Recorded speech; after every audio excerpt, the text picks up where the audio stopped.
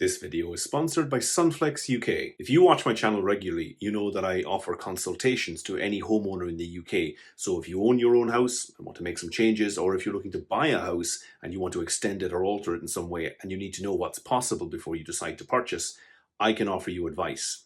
I was approached by a client looking to buy this house in England, and before they purchased it, they wanted to know if an extensive program of extensions and alterations were possible to the property because it wasn't right for them. Properties are scarce in the area, so they figured they could get this and then make the changes to make it a suitable home.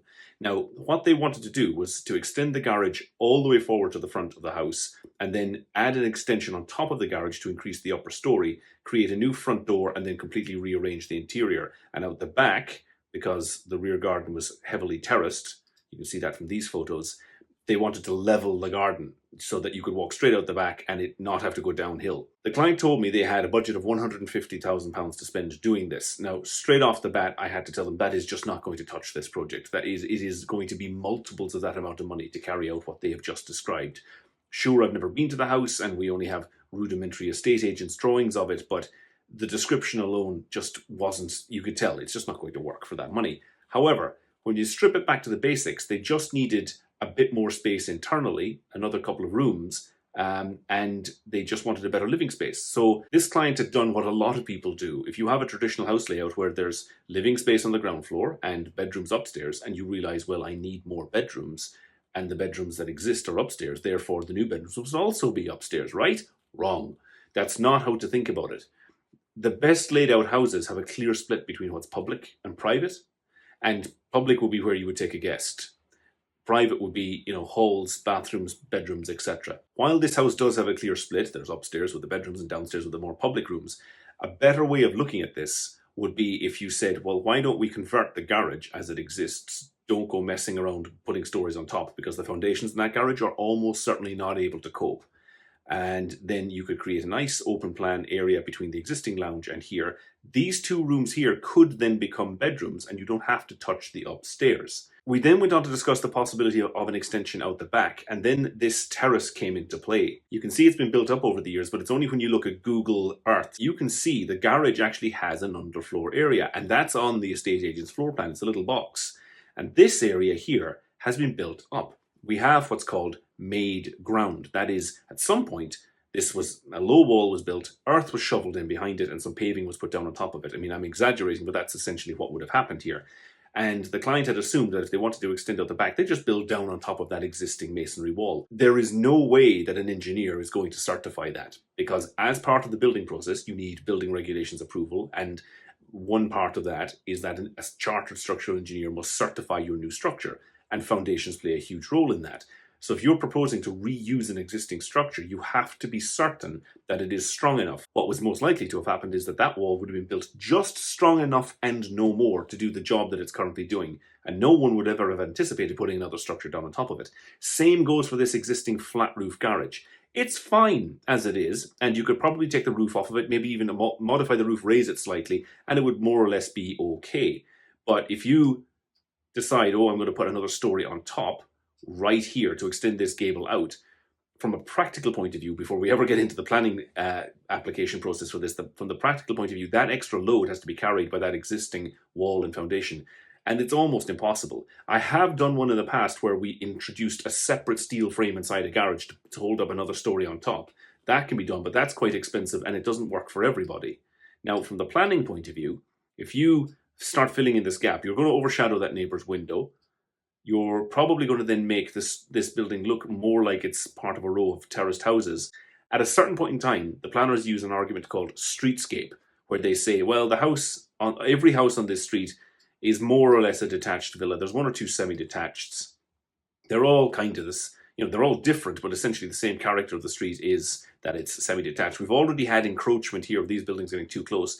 It could be used as an argument by the planners to say that's just too much. You've gone too far, you're overshadowing, possibly overlooking, it doesn't really work. So if we jump back to photos and plans from the estate agents, you can see, right, the garden's, it's a decent sized garden, nice and long, but if the client's plan to build this up and to start filling it such that you could walk straight out the back and not have to deal with the slope, eventually the further down that slope you get, the higher up you're going to be relative to your neighbour's garden. By the time you get here, you're going to be peering in to someone else's private rear garden. And there's a large open area at the back of this house, and therefore these gardens have what the planners call a reasonable expectation of privacy. That means if you do something to encroach on that privacy, even with these trees, that's going to be a problem. The client was aware that they couldn't just fill earth into this because it would then fall over the fence and cause problems for their neighbours. They had a plan to build a retaining wall. So essentially they're expanding the patio here. It's probably feasible, but you could run into problems by doing work so close to these trees. You could kill the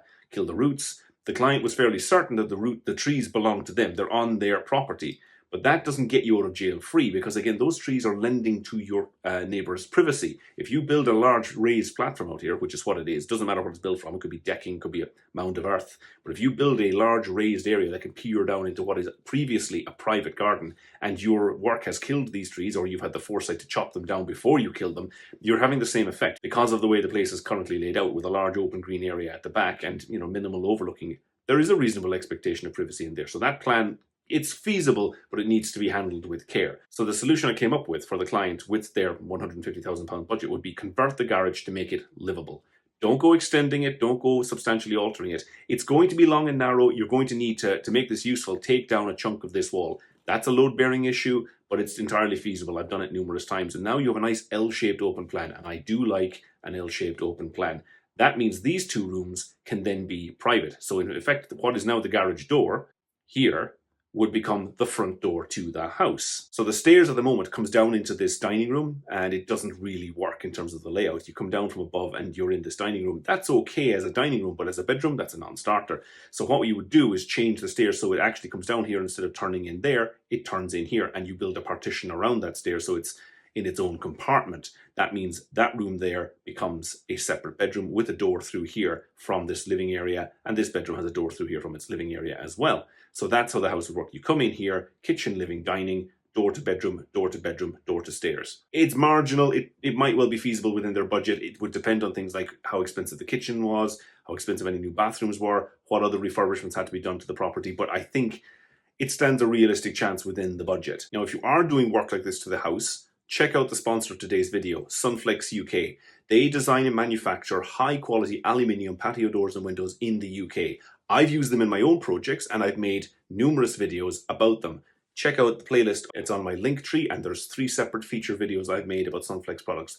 I think they're a really good balance between cost and quality, but don't just take my word for it, check them out. So if you own a property in the UK and you're thinking of making some changes to it, or you're looking to buy a house like this client was, and you wonder whether your aspirations are actually feasible, will they comply with the building regs, do you stand a realistic chance of getting the planning approval, or can you actually afford them, or maybe is there a better way of doing things, you can book a consultation with me. It's on the reallifearchitect.co.uk website. You can find a link to my link tree in the bio. And if you want to get some guidance, but you don't want to go all the way towards paying for a consultation, you can download my project guide for £10. And there's instructions in the back of the guide as to how to claim £10 off of a future consultation if that's the way you want to go. My name is Neil, and I'm a real life architect in the UK.